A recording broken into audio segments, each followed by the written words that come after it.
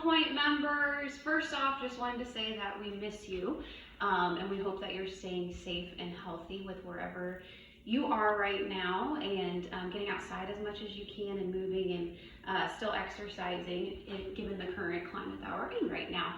So we just wanted to bring you some exercises that you could do while you are stuck at home. So this one is going to be kind of in response to a strength training class. So for my kettlebell people out there, kind of think in that terms, that's what we're going to be working on today. So I actually don't have any weights here at my house, and some of you might be in the same boat. So I was trying to think of things around here that you could use as weights, and the best thing that I came up with were some laundry detergent containers. So this might look a little funny, but that's what we're going to be using. And these are about just shy of 7 pounds. Now, another great thing that you could use would be a jug of milk. This is going to be just shy of about 9 pounds when we looked it up. And if you are not looking to do that much weight, you could also do some soup cans. So we've got our baked beans here. This is about a pound. So if you're wanting to do something a little bit lighter, you could do that. Now maybe you do have weights, and that's awesome. So just use your dumbbells, use your kettlebells, use your barbells, whatever you're doing there. Also body weight just works well too. So if you don't have anything and you don't want to maybe use some of the things around your house, you can also just do your body weight stuff. So we're going to start out by doing a pyramid workout, and we will post the actual workout. I'm just going to go through the exercises so you can see a demonstration of those and some modifications for those of you that maybe need to change it up a little bit. So with the pyramid workout, you're going to start with 15 reps of each exercise that we go through. Then you're going to do 10 reps of that exercise, and then you're going to finish out with 5. So we start with the most so that it's psychologically gets better as we go down. So this is going to be a little bit more high intensity because we are doing 30 repetitions total of each exercise. So the first one that we're going to start with is our lower body. So getting my handy dandy detergent container here. We're going to start with Sumo Squats. So you can either do this with or without weight, and I'm just going to hold on to this container. Feet are going to be at a 45-degree angle, so we're working a little bit more of our adductors on this one. So if I was going to do a sumo squat, hopefully you can see that pretty well here, 45 degrees, we're going to squat and then come back up tall. So with the pyramid workout, you're going to do this 15 times, and then you would go through that again and do 10 and 5. Or you can do, what I like to do is do 4 exercises total, so start with 15 of each exercise, then do 10, and then do 5. If you have heavier weights, you can progress when you get to the 5 repetition set, because then you can work a little bit harder since you're not doing quite as many as before. So we're starting with sumo squats. Then we're going to do a reverse lunge. So again, you can keep holding on to your weight for a little extra weight, or you can always do this without weight too. So reverse lunge, you're taking a step back, which is a little bit easier than taking a step forward. So we're going to do a reverse lunge. Make sure that your knee does not go over your toe, and you keep that chest up. So we're going to reverse lunge, and again, we are going to be doing 15 on each leg. So this one might be the one that gets you a little bit. Now I know a lot of people, we have to modify things in my kettlebell class because lunges are hard on the knees, especially if you had a knee replacement. So my modification for you would be to do a squat, and then instead of stepping back into a lunge, we're going to do a squat, high knee drive. So squat, high knee drive. So you would do 15 on each side, or you're doing that reverse lunge instead.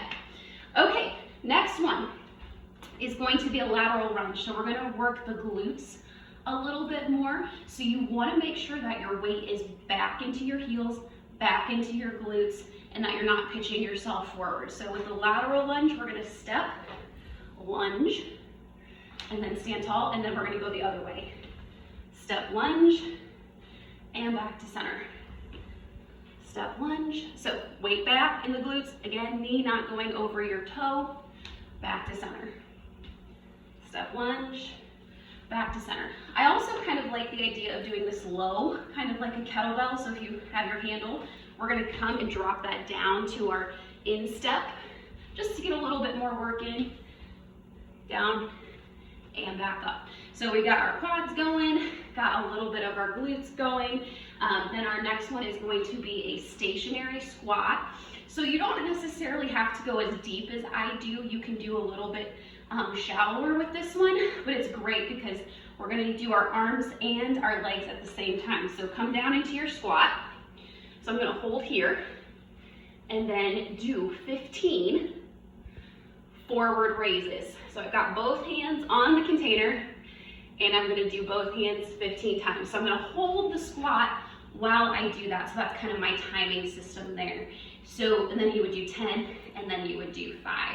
So you can also do a little half squat and do the forward raise if you can't quite get all the way down into that squat. Cool. So that's lower body. So I would suggest doing 15, 10, 5 of those. Then we're going to move on to upper body. So for this one, we are going to start with an overhead press. So I'm going to use both of the detergents here. Again, you can use a soup can, you can use weights if you have weights, that's fine. But we're going to start with that at your shoulders. And then just simply do overhead press and back down. So again, we're going to be doing 15, then 10, and then 5. If you only have one of something, you can also just do 15 on one side. It might take you a little bit longer, but hey, we have extra time, right?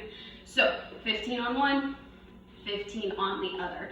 Then we're going to do rows into a reverse fly. So 2 birds with 1 stone on this one.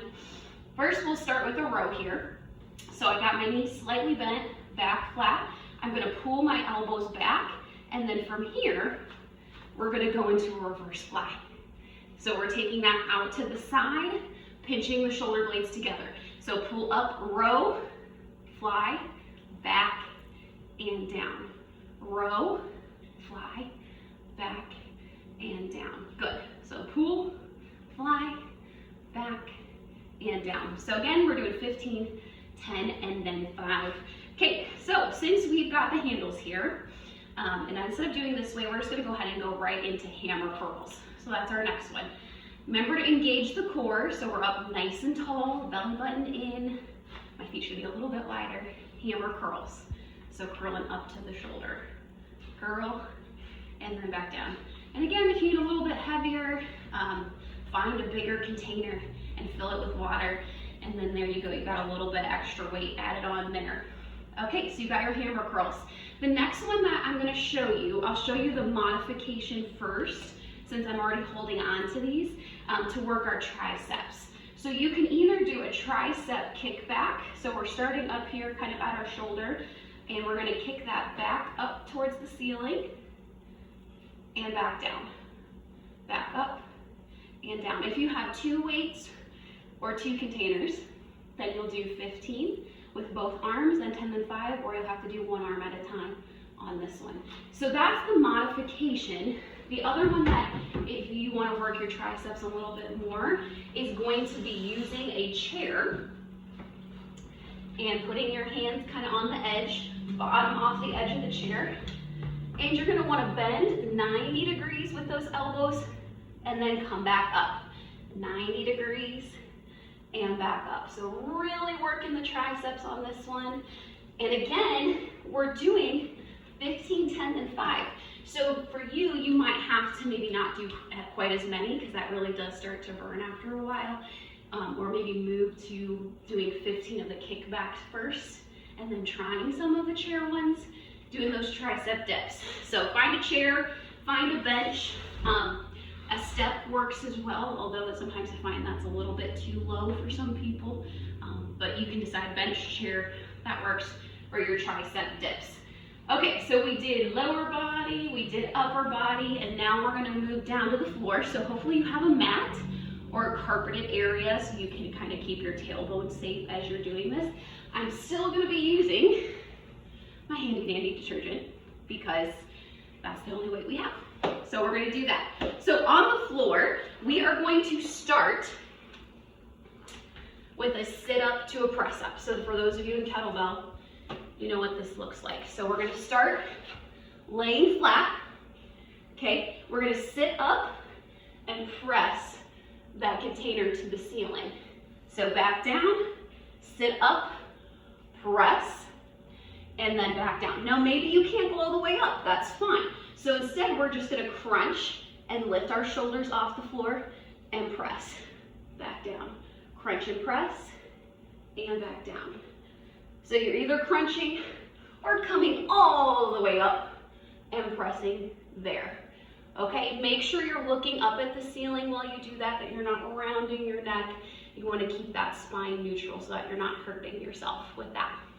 Okay, from here, since I'm already seated, we're gonna do some Russian twists. So using that weight, heel up, toe up, knees bent. We're gonna lean back about 45 degrees, so you should already be feeling this before you get started. If you're too far forward, you're not getting as much work in. So lean back about 45 degrees, and we're gonna drop that weight down, hip to hip, hip to hip. Good. So side to side. You can also lift your feet off the ground, making it a little bit harder for you to do. Twisting side to side. All right, so there's two. Next one we have, we're gonna be working a little bit more of our lower abs. So we're gonna do some flutter kicks. So lay flat. You can either use the weight and do little chest presses, or you can have your hands underneath your bottom, and your head should be down, but I'm just looking at you guys here. You're gonna point your toes and flutter up and down, up and down. So working those lower abs.